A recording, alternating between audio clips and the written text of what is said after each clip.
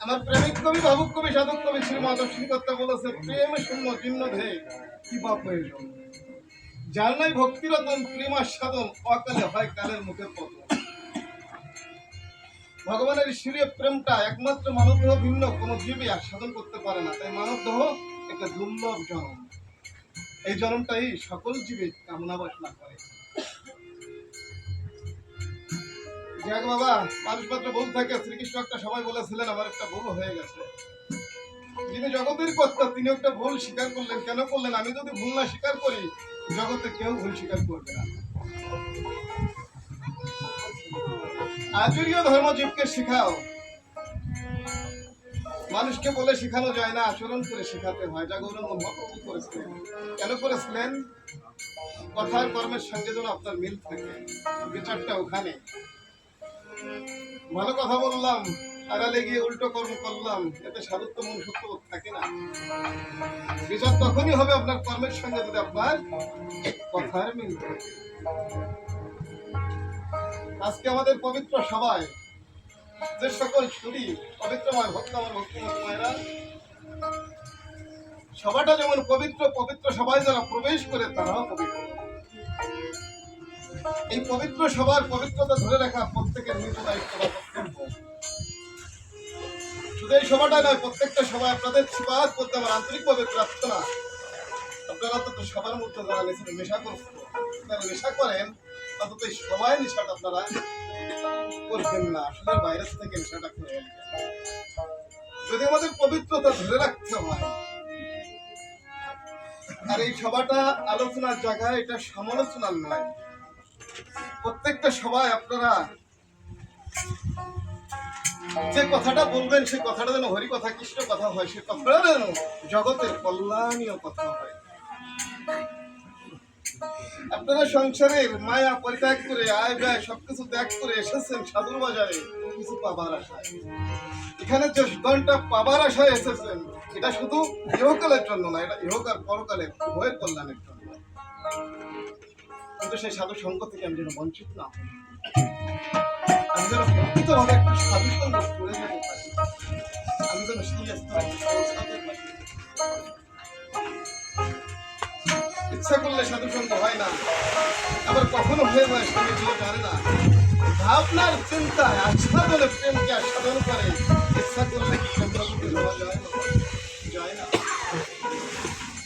আবার নামকে আস্বাদন করে কখন যায় ভাবেতে করলে স্বামী কেউ জানে না। দেখেন, শ্রীমৎ তারক কর্তা উনি যদি উত্তরবঙ্গে গান গাইতে যাইতেন, উনি ঠাকুর বাড়ি হয়ে যেতেন। ঠাকুরকে দর্শন করে ওনার আশীর্বাদ দিয়ে উনি উত্তরবঙ্গে যেতেন। উনি কবিরাজপুর যাচ্ছেন গান গাইতে, ফরিদপুরের অন্তর্গত কবিরাজপুর গ্রাম। গ্রামে এসে ঠাকুরকে প্রণাম করে বলছে, বাবা ওই মধ্যে গান গাইতে যেতে আমার খুব ভয় করে, তুমি যদি আমার সাথে একটু যেতে আমার মনটা খুব ভালো লাগতো। ঠাকুর ডাকতে বললেন, তারপরে আমারও তো যেতে বড় ভালো লাগে তোর সঙ্গে, আমি তো আসছি বাবা, ভয় নাই। তারক আমার আশীর্বাদ নিয়ে চলে গেল ফরিদপুরের অন্তর্গত কবিরাজপুর গ্রাম। উনি আসলে কীর্তন করছে, কাঙালি নামে 8 বছরের একটা বালক পিতার পাশে বসে কবিগান শ্রবণ করছে।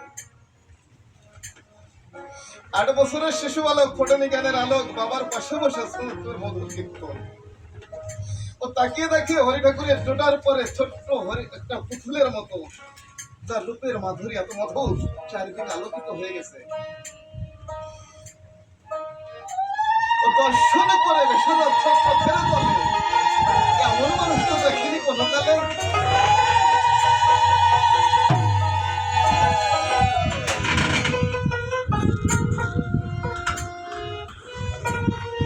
ওর বাবার কাছে বুঝাতে বলছে, বাবা সরকার তো গান করছে, কিন্তু ওর মাথার উপর কমেন্ট করছে, বাবা তো দেখতে পারে না। এত মধুর কীর্তনে যদি বাধা পড়ে তাহলে খুব খারাপ লাগে। ও বারবার ওর বাবার কিছু মারতেছে, বাবা ঘরে তাকিয়ে দেখো, জ্যোতিতে আলোটা আলোকিত হয়ে গেছে, আকাশটা দেখো কত মধুর। কেন যদি বাধা পড়ে বাবের ঘরে কতটুকু কষ্ট লাগবে। আমি লাগের আগে ছেলেটাকে ধরে কোলের পরে বসায় রাখছি, চুপ করে বয় বেটা গান শুনতে দিয়ে।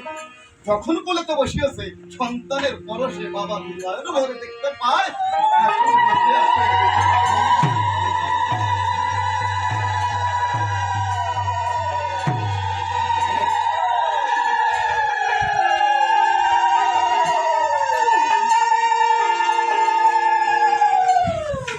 বাবা অপরূপ দর্শন করে ভেসে যায় যে চোখের মুখে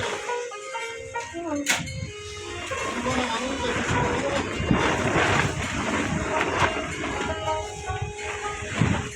যার জন্য দর্শন করল তার সন্তানের পরশে পিতা দর্শন করছে, কিন্তু মীমাংস দিতে পারতেছে না ওই ব্যক্তিকে। গান হয়ে গেল, ছেলেটাকে নিয়ে ঘরে ফিরে গেল। বাবা ঘুমিয়ে গেল, ছেলের চোখে ঘুম নেই। যতক্ষণ না তারকের কাছে ওই বিস্তারিত না জানবে ততক্ষণ চিন্তা হচ্ছে না। রাত কেটে গেল, সকালবেলা ছেলেটা গরু নিয়ে ডাঙায় যাচ্ছে। আমার তারক গোসাই একটু বদ্ধায় জল ভরে বাড়ির বাইরে পায়খানায় যাচ্ছে। ছেলেটার সঙ্গে ওখানেই দেখা হয়ে গেল। ওরা ভালো, আমি তোর জন্য দিবানিশি কাঁদি, আমি তাকে দেখতে পারলাম না। তুই তোর ভক্তির বলে সেই দর্শন করলি।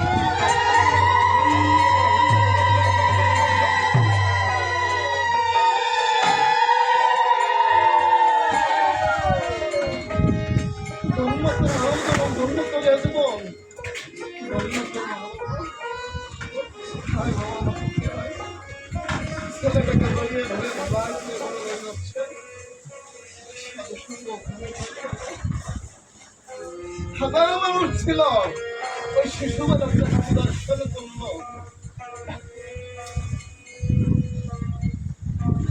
সাধুসঙ্গ ফলেতে পবিত্র হয়ে যায়, কিন্তু মনে বসায় সেই মধুর কথা তো শ্রবণ করতে হবে। মন যদি তৈরি হয় তুমি তারে কৃপা করে স্থান পাইছি হরিদাস পৌঁছে। ছেলেটাকে ছেড়ে দিয়ে চলে গেল বারবার।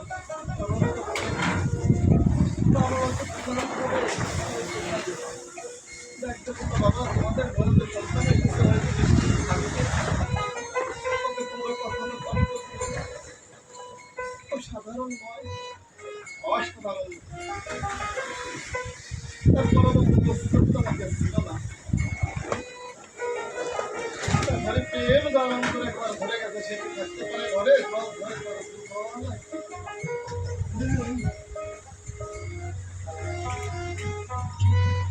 প্রেমিক কবি, ভগৎ কবি, শরৎ কবি